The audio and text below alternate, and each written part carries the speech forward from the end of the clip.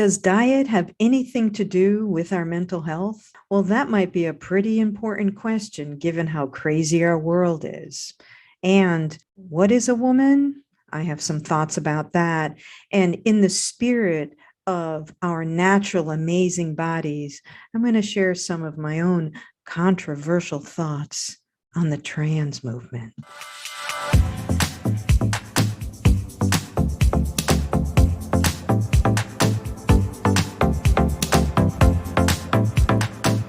Hello and welcome to This Amazing Body, the podcast. This is Patty Lucia. I'm your host, and it's been a while. So it is now June, and I think the last time I did a podcast was at the very end of 2021, maybe the very beginning of this year. So a lot's been going on, a lot's been happening. And I wanted to come on and give people an update on what's been going on with me and what kinds of things I've been observing. So again, the whole point of This Amazing Body, which is a book that I'm writing, which chronicles my journey towards optimal health with mind, body, spirit in my postmenopausal years.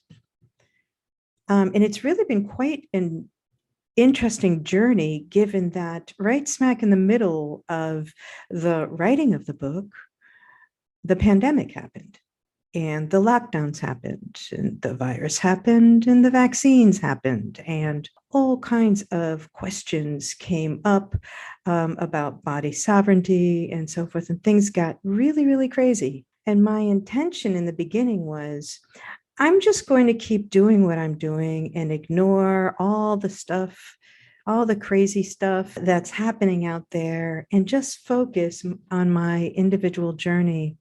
And as you can imagine, well, that didn't quite happen. So then the question became, how much of my experience in interfacing with the madness, the increasing madness of our world, how much of that do I want to talk about? Do I want to write about in This Amazing Body?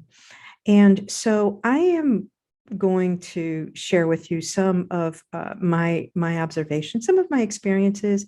One of the main things that I talked about a lot was my struggle with weight. Now, I am someone who has struggled with weight since I was a very, very small child. And part of it, I believe, at this point, with what I've learned over the years, part of it began when I was just a baby. So at 2 months old, the doctor at that time, now I am 63, so we are talking about a while ago. The doctor, the family doctor, decided that I was gaining weight too fast. And so instructed my mother to take me off breast milk and put me on skim milk, which she did because that's what you did. You know, you don't question doctors at that time. There are a lot of people who still don't question doctors, and we live at a time where we should very much be questioning doctors. But this was a time when people didn't think about questioning their doctors. And so she didn't. And so she put me on skim milk, and even tells the story to this day that the doctor didn't believe that she had actually followed his instructions because I continued to gain weight. So that was the beginning of my life. And as you can imagine, that was a bit of a setup metabolically, because as you know, skim milk is, it doesn't have certainly doesn't have the fat, but certainly has the sugar. So I think that kind of had an impact on the early development of my metabolism. Now, there are a whole host of other factors and so forth, but my body type was always much like I had a thicker body type than my two sisters, who were thin as rails, and I wasn't. I was more of a thick, muscular frame. So I gained muscle very quickly and was also athletic. So I played sports, I climbed trees, I was a tomboy. Those are my childhood endeavors. And it was a good thing because even though I was thicker, you could say like a little, my parents called it baby fat. Um, I still kind of kept it in check because I was such an active child. In my teens, I continued to be athletic. I was on teams. I played soccer. I played softball.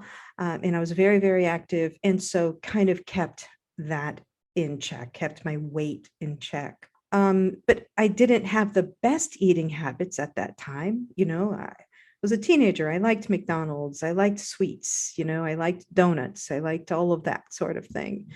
In my 20s, I started to adjust my eating a little bit. I have always been a bit health conscious. My mother is extremely health conscious, and so I got some of that from her. But I was kind of health conscious, so I, for instance, eliminated pork and just only ate, the red meat and the poultry and so forth, and thought that that was kind of a healthy decision to make. I still didn't eat, a great, clean, pure diet. I mean, what is that really? And what was that then? And we had so little consciousness about what a healthy diet is because everyone believed that the standard American diet was the way to go.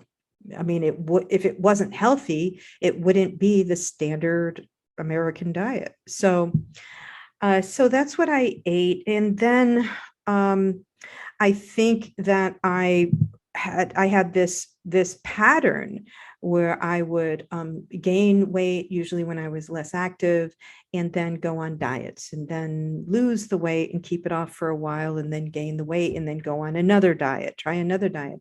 So really, by the time I was 35 or so, I had tried just about every diet. I had tried Weight Watchers. I had even joined expensive plans with meals and supplements and so forth that were very, very structured. So I tried the less structured ones. I tried the more structured ones, but I really did spend a lot of time on and off diets. Like that was just kind of this cycle that I was in. When I went through menopause, and I will tell you that the thing that always seemed to help me keep my weight in check was running. I loved running, and that was something that I could continue to do long after I stopped playing sports. I loved to run. So going into menopause, I began to gain the weight. I began, very kind of classic, starting to gain the weight in the middle, in the midriff and so forth. And really did put on like that classic 25, 30 pounds of menopausal, postmenopausal weight. And it was in 2019 that I began to really take it seriously because I was having difficulty losing weight. Now it was really difficult to lose weight. I was feeling it. It used to be that I could do a cleanse for a couple of weeks and some exercise and do a little adjustment here or there, and I could take weight off. Now it seemed no matter what I did, I couldn't take the weight off. And I had become more and more conscious of diet, of nutrition, and so forth. So I was much more aware of nutrition at this point. I had taken courses. I had, run a cafe, a kind of a natural scratch kitchen cafe, and really dove into deeper levels of nutrition while I had that experience over 10 years. And so I was pretty much steeped in this, this view of eating that was, look, we need to eat as clean as possible without, preservatives, without, eliminate the processed foods. And so I was already doing a lot of that. I didn't drink, I didn't smoke, I didn't do recreational drugs. So I was generally living a pretty clean life, but whatever I was doing was not helping in losing weight. So in 2019, I decided I was going to explore all my options. And so I had my microbiome checked.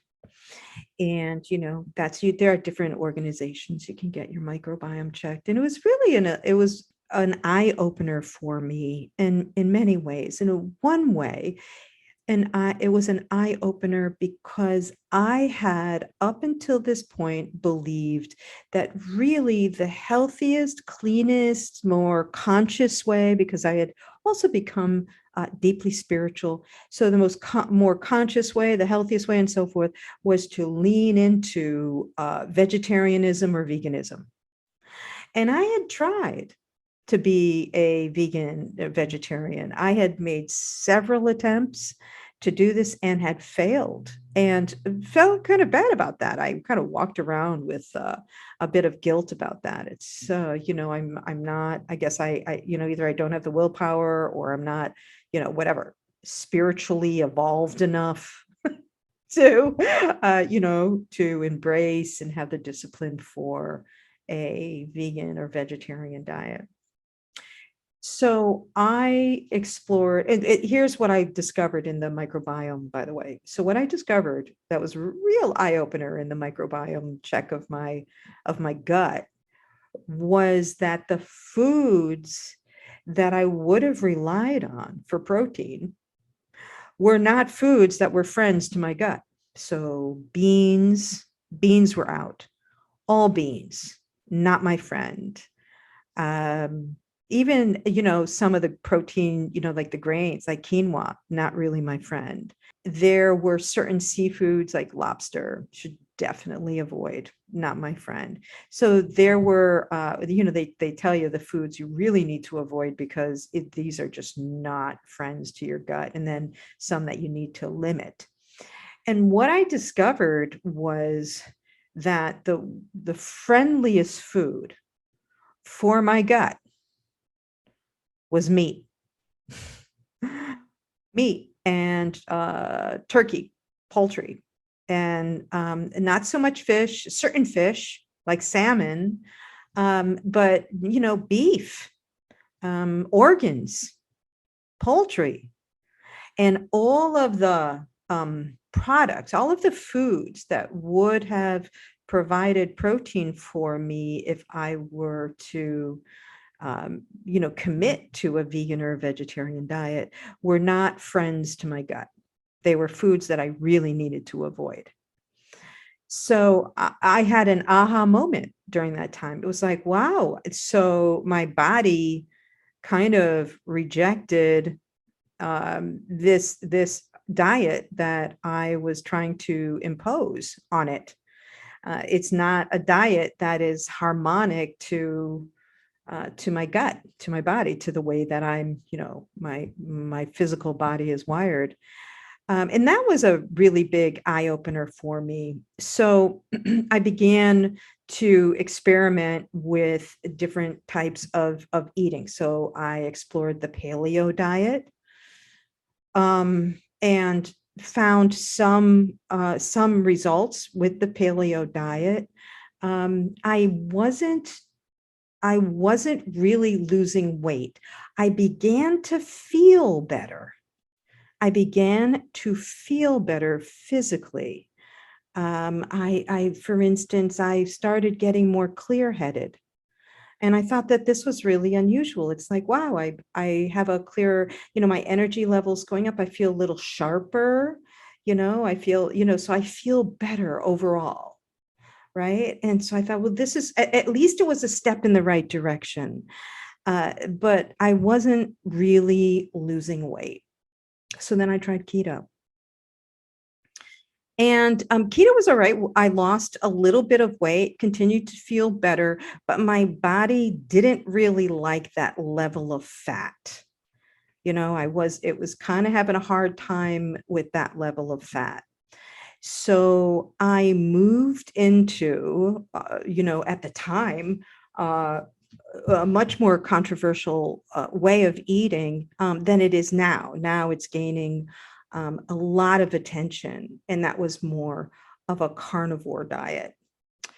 Now, I had my reservations about eating carnivore, but at this point, I felt like I really needed to try something radically different because all of the things that I had tried weren't working. And I love my carbs. I, love my bread, my rice, my pasta, I loved all of that. And so it was an adjustment doing the carnivore diet, but that is the diet coupled with exercise, which I'll get to in a second. That was the best diet for me. And what I learned doing the carnivore diet was I learned so much. One thing I learned was the foods that are really not my friends, the foods that will bloat me, clearly, because when I was eating carnivore, when I would introduce other foods or try carbs or whatever, I would see, wow, this bloats me, this interferes with weight loss, etc. But so many benefits came from a carnivore diet. One, my skin became, really clear and youthful looking. My mental clarity became much more sharp. I didn't really have that brain fog that I had just chalked up for getting old. Oh, this is what getting older is. You get a little foggy, you're kind of spacey. It's not true. Another thing that had plagued me had been having a leaky gut. And I was able to cure my leaky gut by being on a carnivore diet and, pretty regularly having bone broth. So I would have my bone broth, maybe once a week or so, pretty routinely. I would make my own. And that really put me on track for healing my leaky gut, which I did. So I don't have the kind of bowel problems I have anymore. It's like my intestinal tract is functioning very differently than it was before. I sleep better. I was getting better sleep, more restful sleep. And my libido was back. Like I thought, well, it's just what happens, when you go through menopause. Oh no. Oh no. My libido was like, hello. Where have you been? And so that was a really, really positive aspect of that. It was kind of a surprising aspect. So there were all of these things like my bowels got healthier, and these are markers that you should really pay attention to. How's my sleep? How's my mental clarity? How are my bowels? How does my body feel? Like all of these, how's my energy level? How's my mood?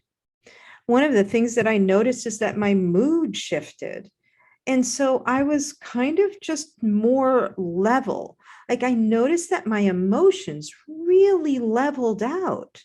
And I didn't have these little bouts of the blues, I would call them, where I would just kind of have my blue days, my sad days for no particular reason or whatever. And I would just kind of say, oh, it's something in the air, whatever. But I stopped having that. And I thought, that is really interesting that I have, like, my emotions are more balanced now. I'm generally a cheery person. Now, that doesn't mean I'm not snarky and sarcastic sometimes because that's my personality, but I was generally in good cheer regularly, routine, like that was the norm now. So I didn't have these ups and downs in my emotions anymore. So these were all really positive and surprising results from eating a carnivore diet. So that has been my experience, and how long I'm going to do this, I don't know. Now, in the last year, I've kind of stepped off the carnivore diet and did more carbs, gained weight, came back to that, and when I did that, I stopped exercising as much. So then I go back to the carnivore diet and I start making healthier decisions about overall, like my exercise. I become more disciplined in my exercise. So I am running regularly and going for a swim and so forth. So I am making sure that I get my exercise in regularly too. So this combination it has really been a game changer for me. Now, do I still need to lose weight? Yes, unfortunately, I gained the 20 some odd pounds that I had lost when I was being disciplined. I gained it back when I started eating carbs again. And so now I'm beginning to lose that again. But now I know. So this is something that works for me, something I feel good on, and something that's been effective in the weight loss. So now I have, and I really just have to share some observations that I've made recently. So we're living through an incredibly intense period in human history and in our country. If you're in the United States, it really does feel like ground zero for whatever the hell is happening in the world. And people are feeling it. And in some ways, I do believe that we are kind of living through a bit of a cultural, political, economic collapse. And so whatever that would look like, I think that we're experiencing it. And you can't live in that environment and not be greatly affected by by that, emotionally, spiritually. So I think we're all affected that. And you see that on the road, you see that in the grocery stores, you see that everywhere. People are essentially losing their shit. And you see that in, the shootings. You see that everywhere, that there people are in one way or another, whether it's in violent expression, tragic expression, or otherwise, or they're self-harming, or they're having to check themselves into psychiatric wards, or they're road raging. You really do see this everywhere, unfortunately. But what does this have to do with diet and nutrition? I will tell you that in my circles and the people that I know and people I observe, the people I've talked to, the ones who seem to really be having, from my observation, an extremely difficult time are the vegans and the vegetarians that I know. And now that could just be coincidence.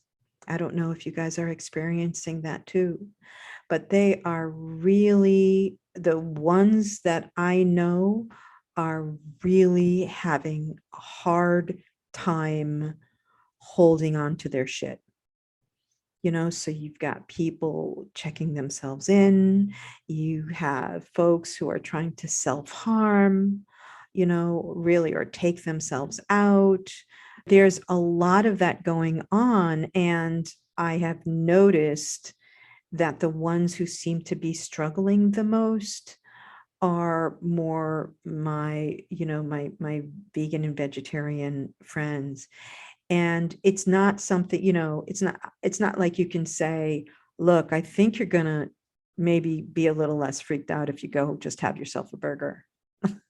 That's not something, we don't live in an environment, unfortunately, that we can say that, even if it's true, because people are so committed to their way of eating, which is often connected to a certain ideology, their commitment, their kind of zealotry around a particular way of eating, that in my view and from my observation personally, and what I've observed in people I know, is not the best diet for mental health. Just from an observation, from my personal experiences, and from what I have observed out in the world, it is not, doesn't seem to be the best diet for mental health. People tend to be a little bit unmoored, unanchored, ungrounded. And if you are in a state where often you're not quite fully in your body, you're not really grounded in your body, then I think it makes people more vulnerable to the kinds of energies that are flying around. It's chaotic, it's crazy, and they're going to be feeling it, they're going to be impacted by it, and it's not necessarily going to be healthy for them at all. It will feel overwhelming. Many of them are overwhelmed. They don't know how to handle it.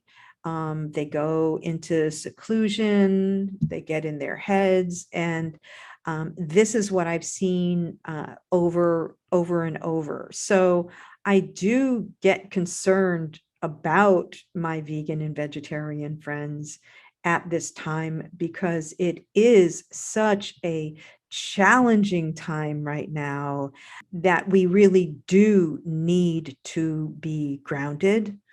We need to be strong. We need to be fully fortified in our bodies, so that our minds and our spirits, it's all connected, can handle what's going on in our world. This has just been my experience and my observation personally. I'm not basing this on some real, some scientific studies, though there are more scientific studies coming out that are questioning how healthy is a vegan and vegetarian diet. So, for instance, for people in my age group, right, postmenopausal women, older men, a vegan diet is not recommended. Now, they have done studies on older people and have concluded that that is not the healthiest diet for us, that we need the fat in our diet, particularly for brain function and for a whole host of other reasons. But there are now scientific studies out there that are showing that people in my age group do not benefit from a vegan diet. So, and I think children don't either, so you might have an age group that that can function well on it. They're 20 and 30 somethings.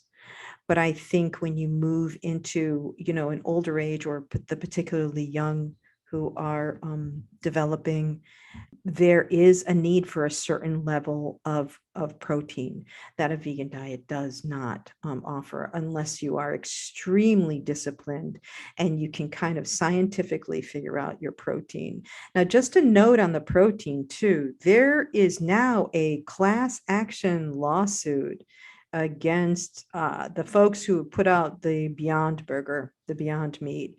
And I have to tell you, when that first happened, I had a cafe, and my signature stuff was veggie burgers. So I made these, I had all kinds of veggie burgers in my cafe, and they were whole food veggie burgers. So there were no preservatives. There was no soy, no dairy. There was no egg, fillers in my veggie burgers. So I was kind of, against all of that. And so then the Beyond Burger came out, and folks were saying, hey, what about this Beyond Burger? So I looked into it, and it turns out that this lab was set up out in California and had millions of dollars of like investors. And the biggest investor, I believe, was Bill Gates. And basically in this lab, they were harvesting this compound from plants that they called heme. I think it's HEME, I think. And it is a compound in plants that tastes like blood. And so they used this compound to create these products that tasted like meat, because they were able to harness this compound, and maybe they make it synthetically now, I'm not sure, but it tastes like blood. It's plant-based, and I had a real problem with that. Well, I'm not a fan of Bill Gates, who now owns most of the farmland in our country, and so that's in some ways pretty terrifying to me anyway. I am not interested in, buying my food from Bill Gates. So that came out while I had my cafe and was putting out all these veggie burgers, and people would ask me, and I would say, it just sounds like a whole lot of processing. It sounds heavily, heavily processed. And this is another thing about a vegan diet. Most of the vegans I know eat heavily processed foods. And whether you're a vegan, vegetarian, or you're a meat eater, heavily processed foods are terrible for us. So whatever diet you're going to follow, as much as you can eat whole foods, that's really where it's at, not soy-based, highly processed foods. That's kind of not the healthiest way to go. And, a lot of the vegans that I know, they kind of live on this stuff. So, but the class action lawsuit is against the Beyond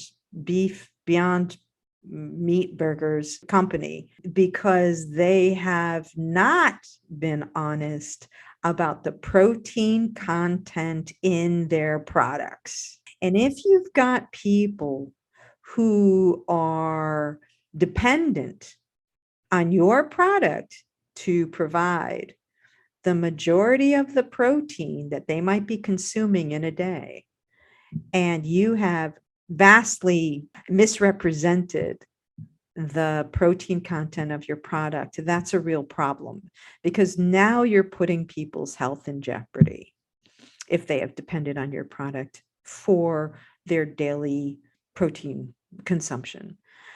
So there currently is a class action lawsuit about that. And I honestly think that if they have been dishonest about this, the question is always, what else have they been dishonest about? Is this an honest company at all? Who are these guys? So that's something that should really kind of raise the alarm bells for people about these kind of companies. And also, if you are eating a diet that you think is healthy, but most of it is the frozen stuff that comes out of a box and you throw in a microwave, it might be time to rethink that. Even if you think, oh, but I'm vegetarian, or oh, but I'm vegan, so I'm automatically healthy. Not necessarily true. And we don't know how much we can even trust some of these products and the product labeling in many of these products. So that has been, my diet journey. Those are some of the observations that I've made about some of these controversial things. And I do have currently a diet that some people would do consider controversial. I think I've lost a few friends over it. My vegan friends who think that, I've lost my soul.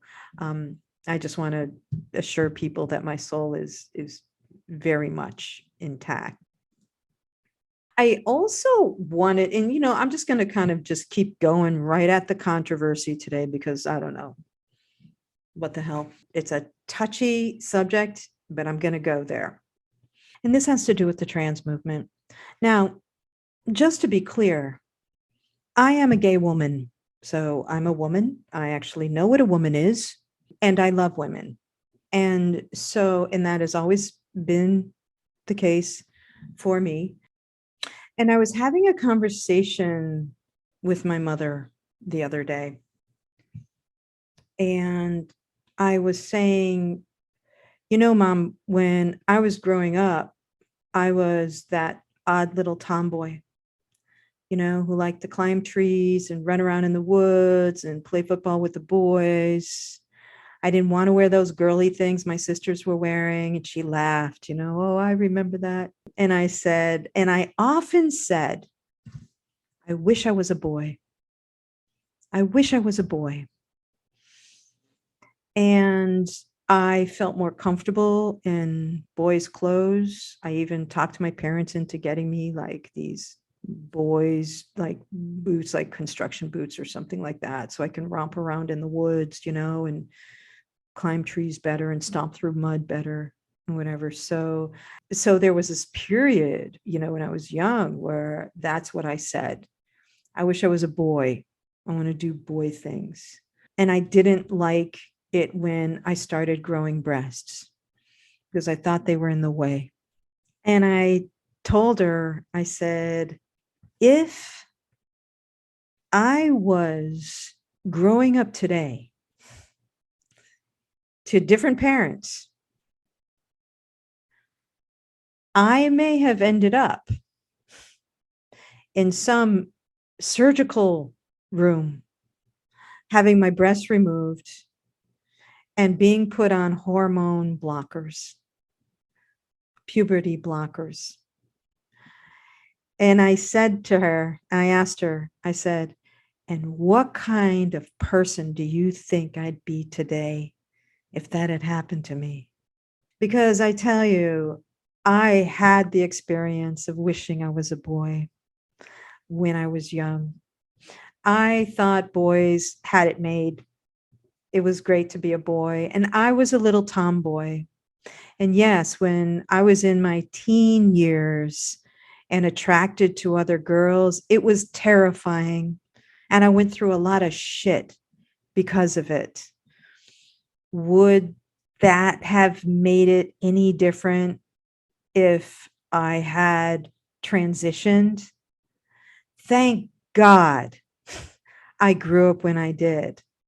And I went through my tomboy years.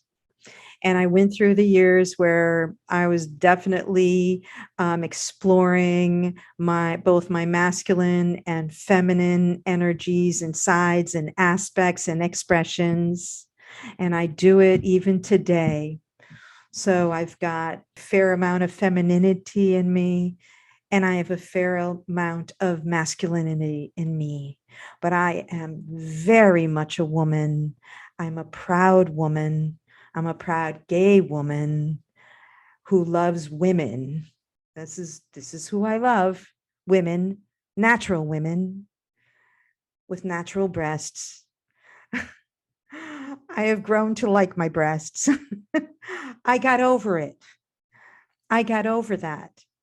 And it really came down to loving myself, accepting myself, working through some of the hurts and some of the wounds and some of the mental stuff I needed to work through so that I could feel whole. But it would never have made me whole if I had been surgically altered to actually become what they call a boy or a man. I would never have solved the core issues emotionally, spiritually, physically that I was dealing with. And so my heart goes out to those troubled young people, particularly young women who are going through the same exact thing I went through. And the solution they are being pushed into, and yes, they are being pushed into it hard. The solution is for them to cut off their breasts and to take hormone blockers. The sad and the tragic truth of it is for many of them, it will only make it worse, and there is no return. They won't be able to come back from it. And they will be medicalized, dependent on the pharmaceutical companies for the rest of their lives, unless they detransition. And unfortunately, even when you detransition, you can't come all the way back.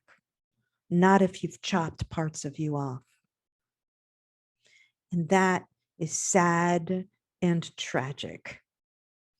So my heart goes out to many, particularly of these young women who want to somehow deal with the challenges of being a girl who's more masculine, a girl who's not your typical girl. I know what that feels like, and have been given solutions that permanently alter their amazing bodies because they were born into amazing bodies. And they can be a wide spectrum of sexual expression in those amazing bodies. And I am so grateful to be sitting here today as a woman who has explored all of those aspects of myself without ever having to alter my amazing body to have those experiences. So this is something that's been on my mind lately. It is controversial. I know the names that I might be called for saying this. I'm speaking from my own personal experiences. So I wanted to end it there with kind of the more controversial thing. I think that this is the world we're living in. I think that, there's much more I can say on this topic, and I will in future shows. But this is kind of where I'm going to leave it today. I'm not here to tell anyone what they should do with their body and what they shouldn't do with their body. All I'm saying is from my experience, my lived experience, and the experience that I continue to have, I know that we have amazing bodies that are literally miracles. I think that a woman's body is a miracle. What a woman can do, what a woman is capable of doing, like bringing life into this world. It's a miracle what a woman's body can do. It's a miracle and it's mysterious. And maybe that's why some people, when asked, don't know what a woman is, because we are both miracle and mystery. This is Patty with This Amazing Body, and I hope you are having an amazing day.